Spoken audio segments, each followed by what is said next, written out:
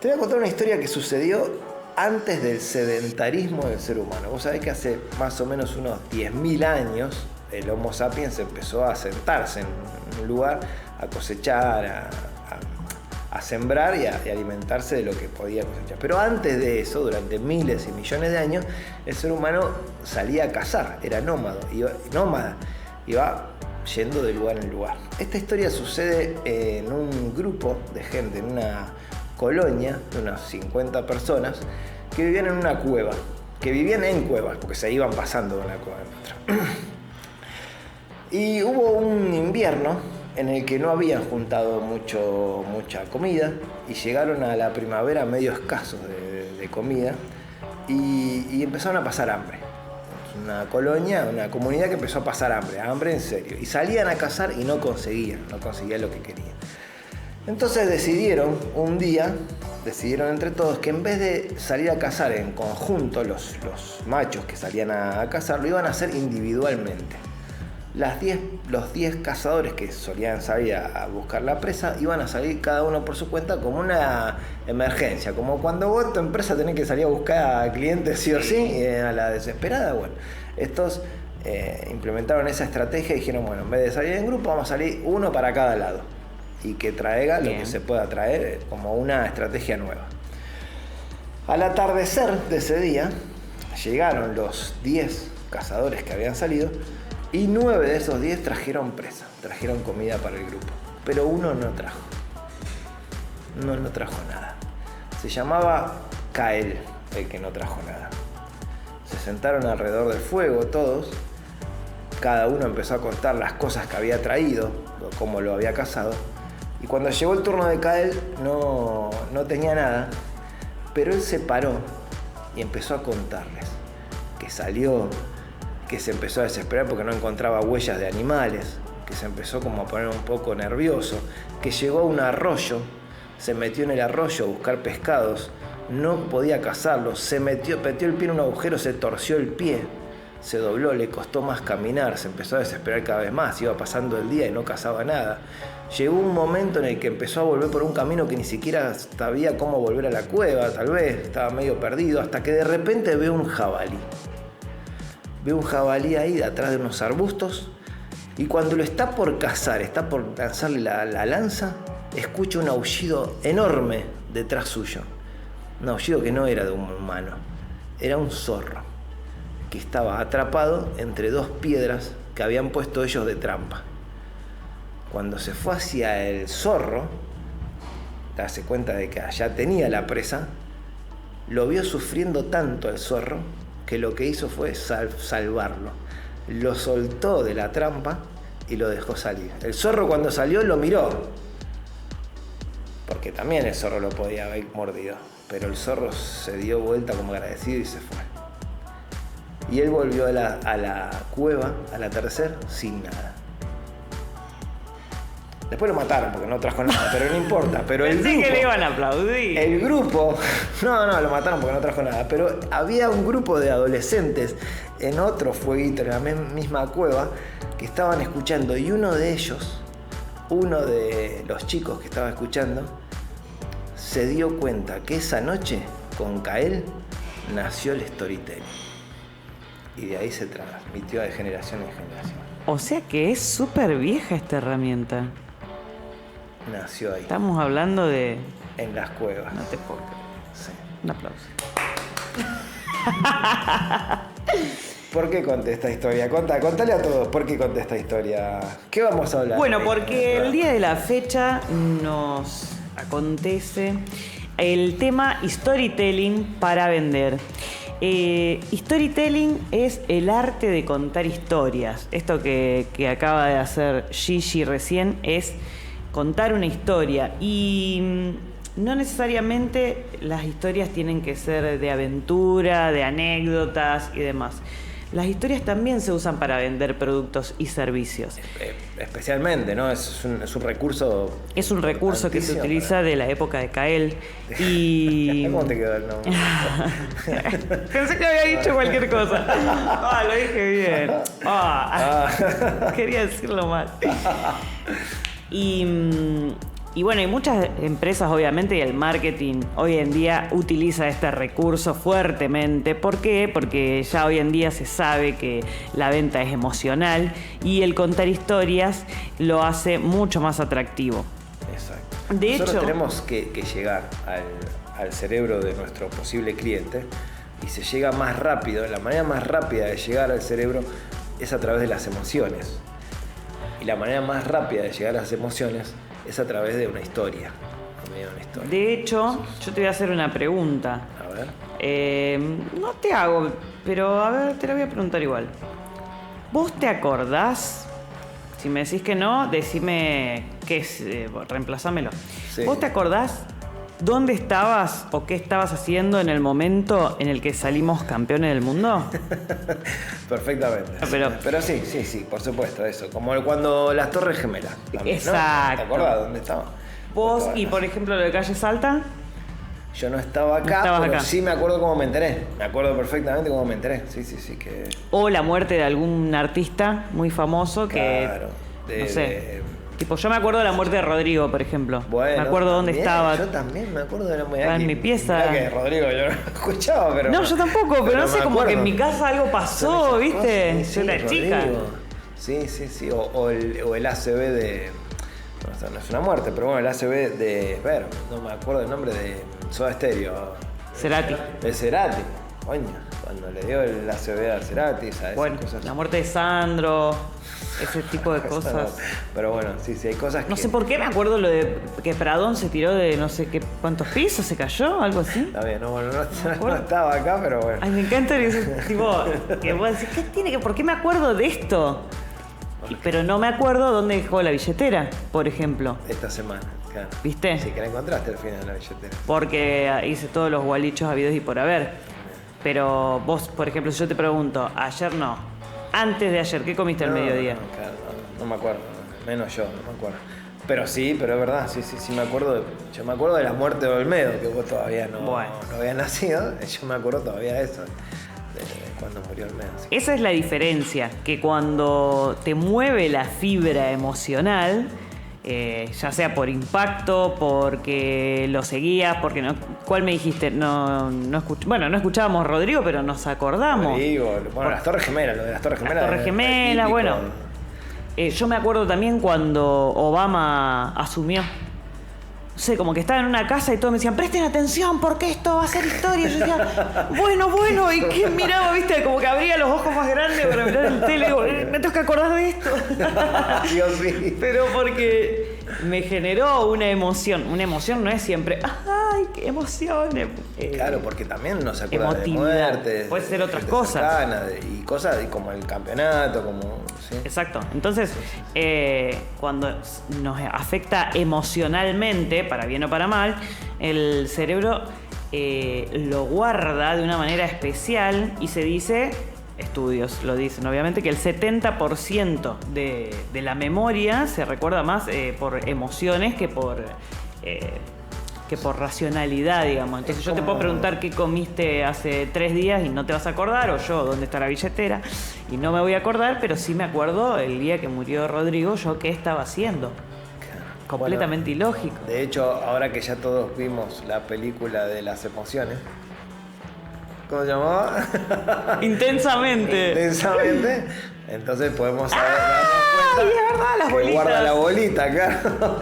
Que guarda una bolita el cerebro ahí. Sí, con esos recuerdos. No, sí, yo ahí tengo creo una aspiradora que hace... Se aspira todas las bolitas.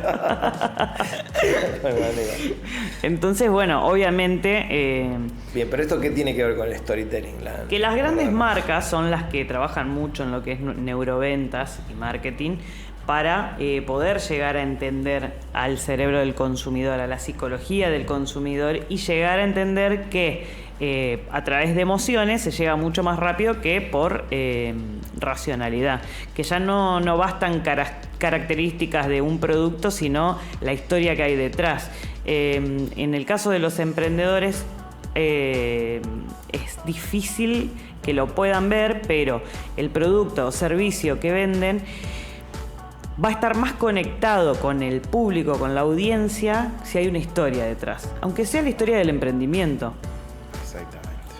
Vos querías contarnos... Les quiero contar la historia del experimento de Significant Object. Menos mal que estás vos para pronunciar el inglés. Significant Object. Ah, cierto que no está mal radio. Yo me siento un poco de sentirme la radio. Significant Object. Igual está bien que te acerques al micrófono. Sí, ¿no? Por más que no sea. Suena más sensual, no sé, bueno. Les voy a contar te voy a contar a vos también el experimento del Significant Object. Probablemente me tenga que ayudar con algún machete. Pero bueno, te lo digo porque después mi mamá me reta, me dice que leo. No, ¿quién te reta? Queda feo. Mi mamá me reta, me dice que leo, que se nota que leo, pero yo no tengo la memoria emotiva. Bueno, claro. Sí, esto no es tan emocional. Bueno, pero básicamente fue un experimento que se hizo en el cual se compran 10 objetos, ahora me tengo que ver si eran 100 objetos. Se compran 100 objetos con... Claro, pero ves, por ejemplo, eso para la ayuda de la memoria... Ay, mirá que me iba a matar. Ahí, por ejemplo, uno cuando, viste que está por ahí en un examen oral, por ejemplo, 100 objetos. 10. Acá daba lo mismo, ¿entendés? Más o menos. ¡Mamá! Más o menos, sí. Como cuando te preguntaban lo de la Revolución Rusa, ¿en qué año? Más o menos.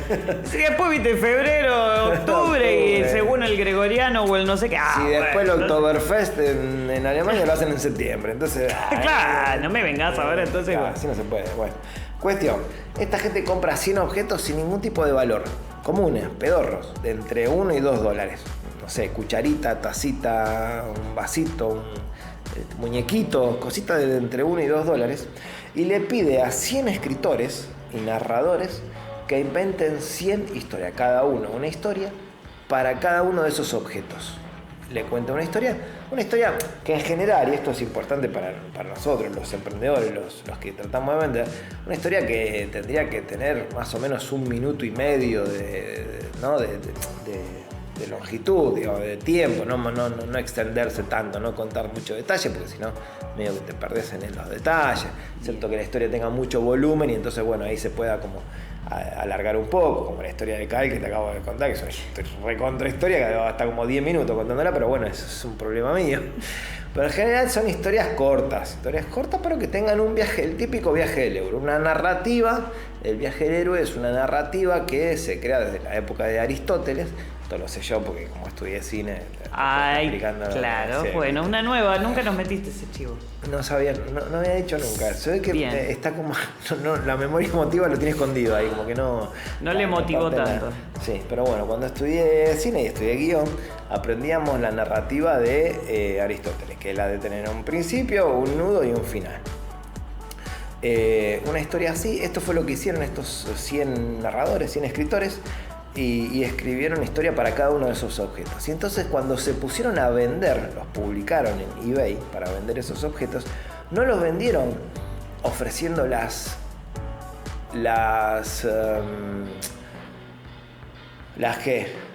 beneficios, pero no son beneficios de un objeto, las características técnicas. No lo vendieron ofreciendo las características técnicas de los objetos, sino contando la historia de cada una de esas historias.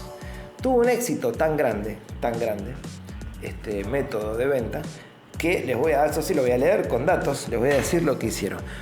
Originalmente costaron $128 en total, estos 100 objetos, y se vendieron por más de $3.600 en conjunto en la primera fase del experimento. Claro. Más adelante repitieron la fórmula y llegaron a superar los $8.000 de ganancia. En promedio, el valor de cada objeto se multiplicó por más de 27 veces. Una locura. Por contar una historia. O sea que fíjate lo importante de contar una historia. No importa mucho el valor que tenga tu producto, tu servicio, la característica técnica. Por supuesto que es importante ofrecer un servicio de valor, una cosa que después supere las expectativas que generaste, pero para poder llegar al cliente, lo importante es generar una narrativa dentro de eso. Y la narrativa, que es otra cosa que me pareció importante en el tema del storytelling, no es centrarse en uno mismo, En yo, porque yo... Bueno, Exacto. si no, centras en Bueno, qué gran aclaración. Claro. Qué gran aclaración, porque justamente eso no... O sea, uno puede estar haciendo storytelling, puede estar haciendo historia, contando, leyendo, y después no está funcionando y vos decís, no, la verdad no funciona. 27 veces más le funcionó solo al de eBay y a nadie más. Pero se puede estar haciendo mal. Porque lo que hay que hacer es centrarse en el cliente, como siempre, como casi en todo, como cuando elegís el buyer persona, como cuando te das a conocer, todo lo que sea, siempre es concentrarse, objetivo es satisfacer la necesidad del cliente. Hablarle específicamente a alguien. Exactamente. Y vos sabés que yo estaba viendo esto que vos trajiste, que bueno, a mí lo que más me impactó es que el valor de cada objeto se multiplicó por más de 27 veces. Contando una historia. Es un montón de plata. O sea, yo pienso en plata. Me parece como que es un montón de plata. Con objetos que no tenían ningún tipo de valor. O sea, porque vos lo que tenés que vender es una cuchara, una taza. O sea, no. Y acá menciona algo que dice que incluso cuando los compradores sabían que las historias eran ficticias, el storytelling seguía funcionando. Claro. Y eso es porque, no sé si sabés que existe la lógica de Santa Claus. ¿La conoces? No, a ver. ¿No? ¿Me la contás? Ay, mira, bueno, sí, no la tengo tan profundizada, pero... Teniendo en cuenta que tu hija y mi hijo están mirando esto. Sí, pero es como... No Pensarlo al lado de la No publicidad. están mirando, pero bueno. No, bueno, es un debate largo porque si entramos en eso. Sí, no. A mí ya me vetaron, pero bueno. Dice que... Pará. Que la lógica... sí. Escuchá, pará un besito. Saquen a los pibes del patio. Saquen a los pibes No del voy patio. a decir, te juro que no voy a decir. que no escuchen Me hiciste esto. dudar, me hiciste dudar. Ya está, Digo, ya está. para. Ya con esto lo resolvemos, puede hablar lo que quiera. Llévense los pibes del patio. No, acá no miren esto. Claro. Después vuelvan. Sí. Charara. No era eso. No era eso. No, la lógica de Santa Claus dice que hay psicológicamente como una relación de gratificación con Papá Noel, con la publicidad, con todo eso. Y uno sabe que la publicidad no es cierta, pero digo la publicidad por si están los niños. Por si alguno quiso salir del patio. Claro. Pero actúa como si creyera. Claro. Porque todos actuamos. Todos la seguimos festejando y si no hay niños la festejan igual.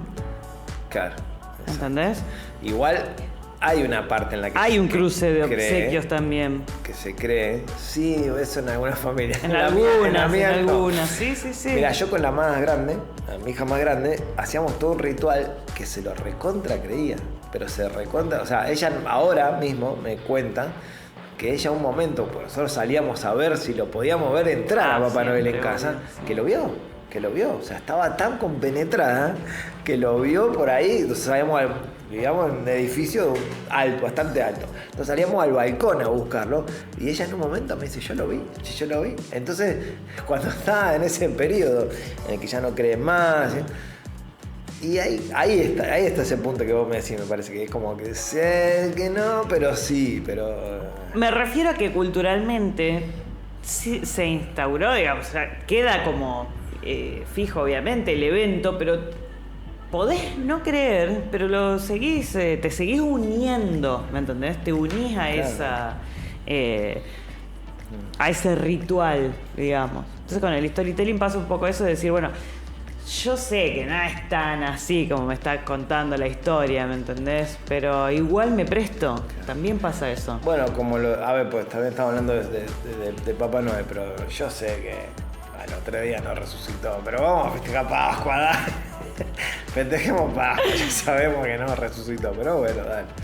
Claro, ¿no? bueno. Ya somos adultos ya. Vamos a un reunirnos, montón. dale, vamos a hacer huevo de Pascua, dale, vamos. Pero Exacto.